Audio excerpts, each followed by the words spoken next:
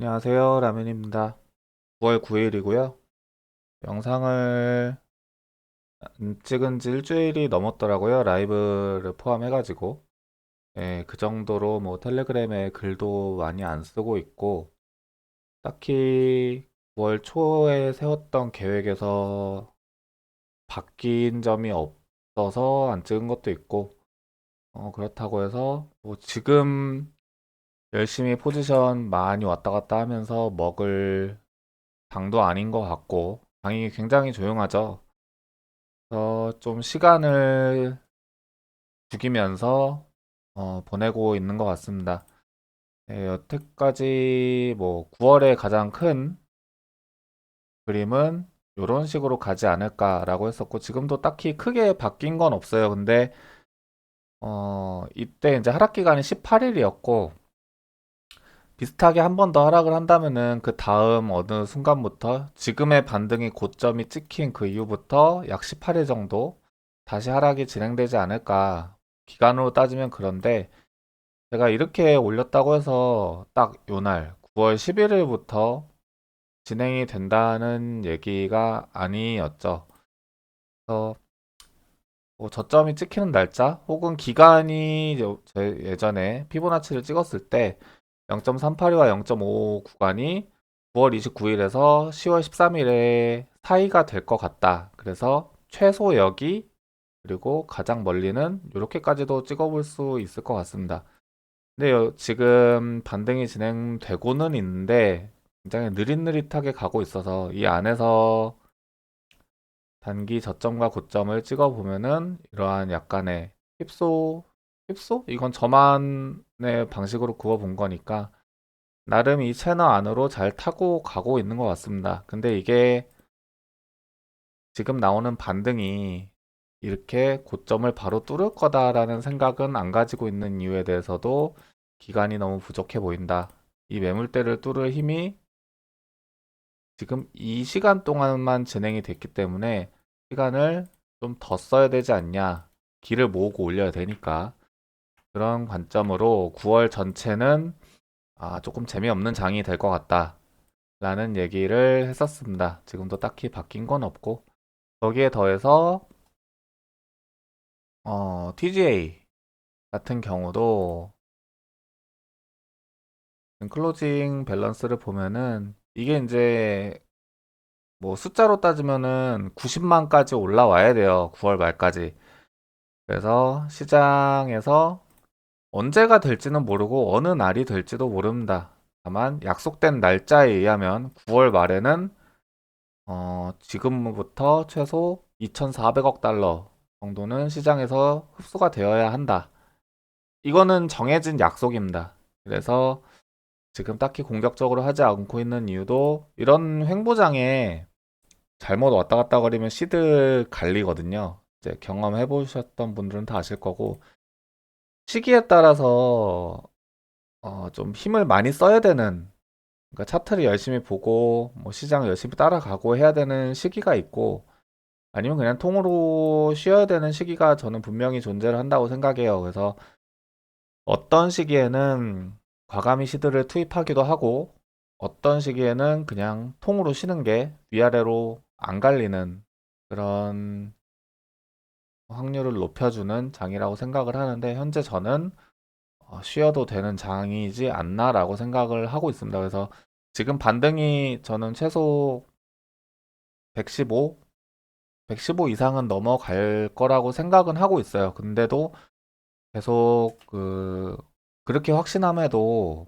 어느 정도 확신함에도 비중을 크게 싣지 않는 거는 굳이 여 반등에서 많이 먹으려고 하면은 좀 탈날 수도 있겠다라는 생각이 들기 때문입니다. 그러니까 제 생각에서 제 계획대로 간다면은 시드를 크게 투입하고 지켜보아야 될 지점은 여기인 거죠.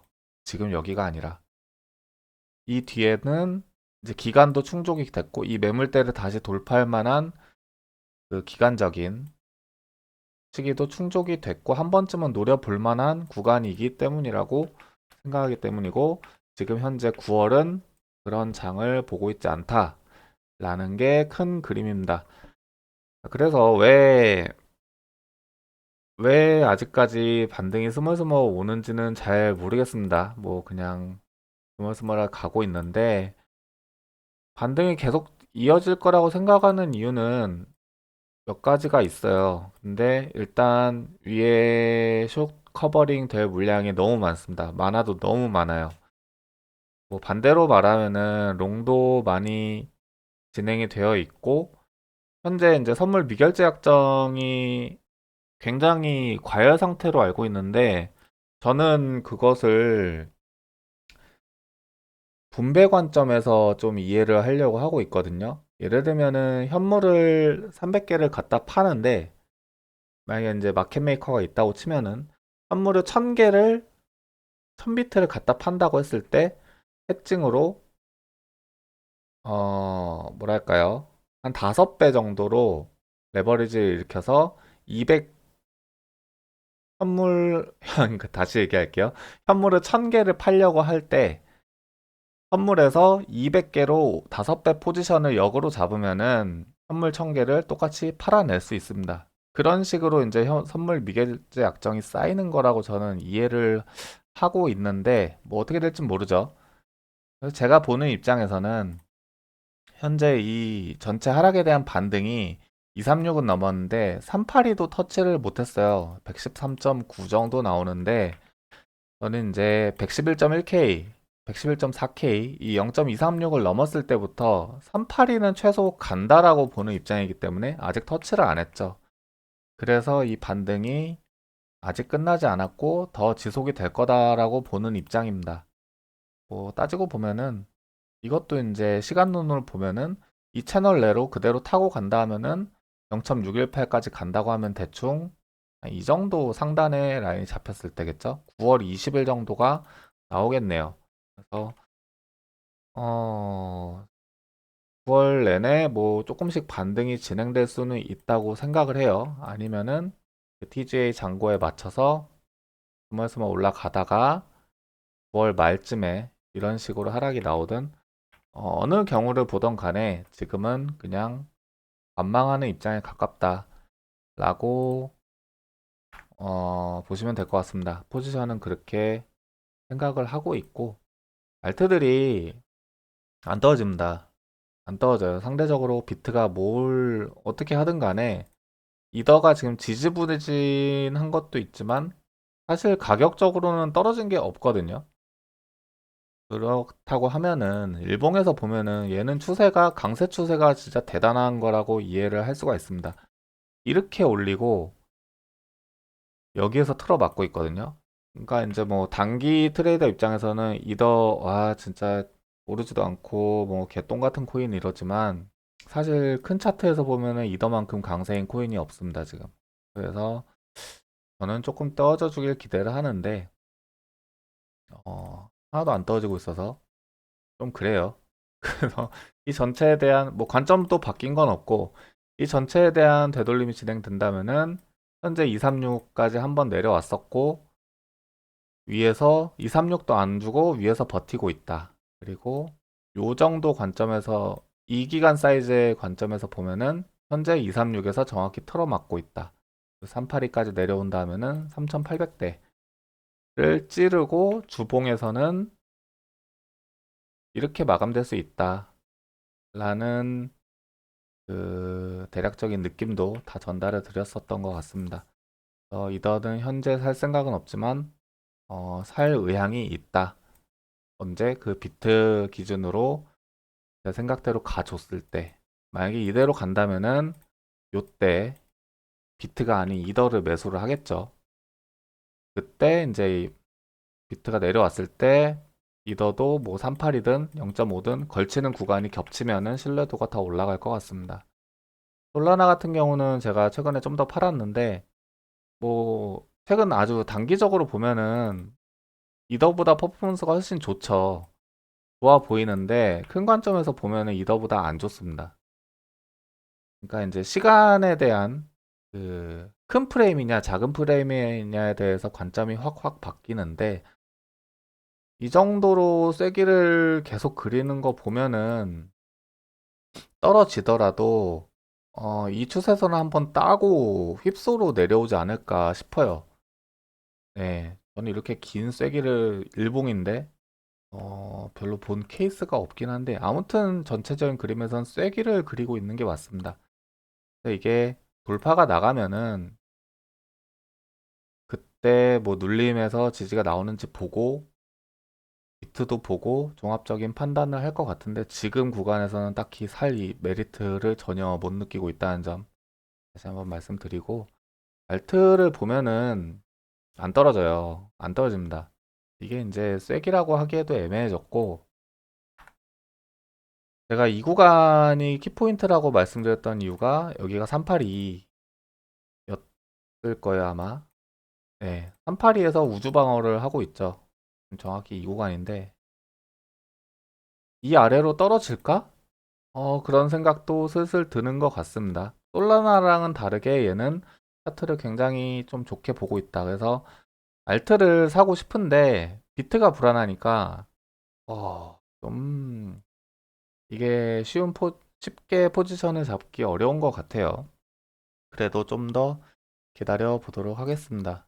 테더 도미넌스 같은 경우는 하단 추세선을 뚫고 테더 도미넌스만 보면은 비트가 떨어질 것 같다는 생각을 지울 수가 없거든요. 결국은 236을 얘도 뚫어냈고 382까지는 올라가지 않을까. 다시 말씀드리지만 4.83% 382까지만 가도 비트는 100K대 초반대를 볼 가능성이 매우 높다.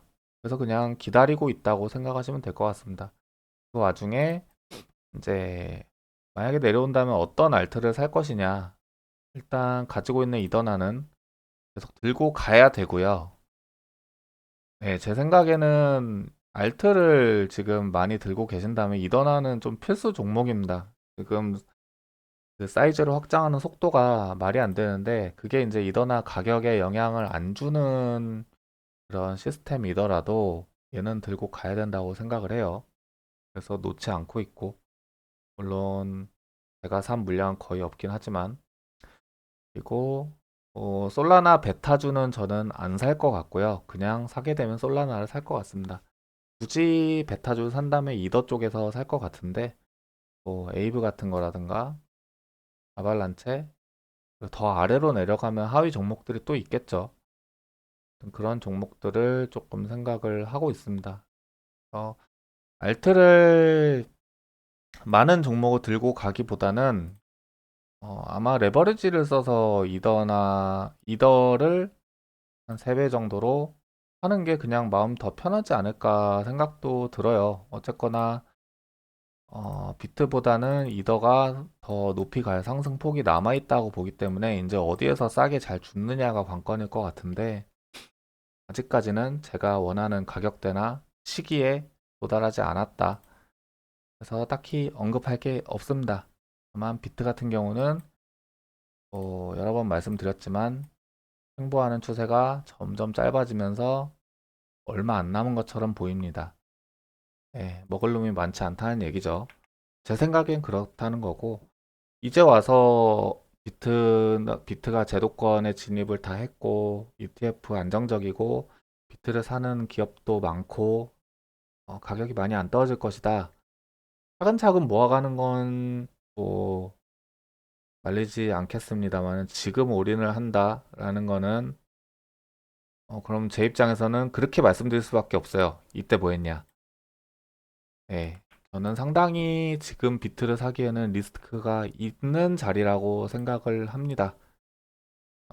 비트를 DCA 하실 거면은 이미 이제 기간론, 사이클 이론에 대해서 반감기 이론에 대해서도 기간이 다 왔거든요. 그게 10월 말쯤으로 알고 있는데 반감기 이후 뭐 400일 뒤였나요? 고점이 나왔던 시기들이 17년, 21년.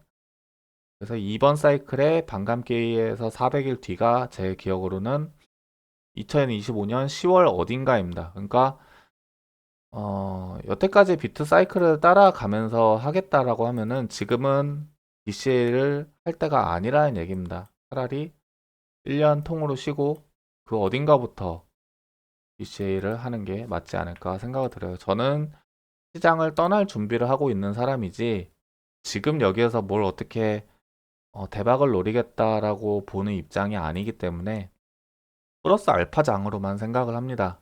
그래서 그 시장을 대하는 시선 차이가 있다면은 제 관점을 들으실 필요도 없겠죠. 네. 아무튼 지금 시장은 그렇게 보고 있고 전체적인 큰 그림은 뭐 바뀐 게 없습니다. 뭐 텔레그램에 다 말씀을 드렸던 것 같고 대충 이 정도 느낌으로 시장을 보고 있다라는 점 어디까지 갈지는 모르겠어요. 네. 아무튼 폭등을 할 그런 비트의 횡보 기간이나 사이즈가 아니라는 느낌이 지금은 거의 좀 확실해진 것 같습니다. 네, 폭등은 이미 했고 여기 어딘가에서 약간의 알트로의 낙수 효과 그것만 좀 남지 않았나 라는 큰 사이클의 관점을 가지고 있다라는 점 다시 한번 공유 드리면서 오늘 영상 마무리하도록 할게요. 시청해주셔서 감사합니다.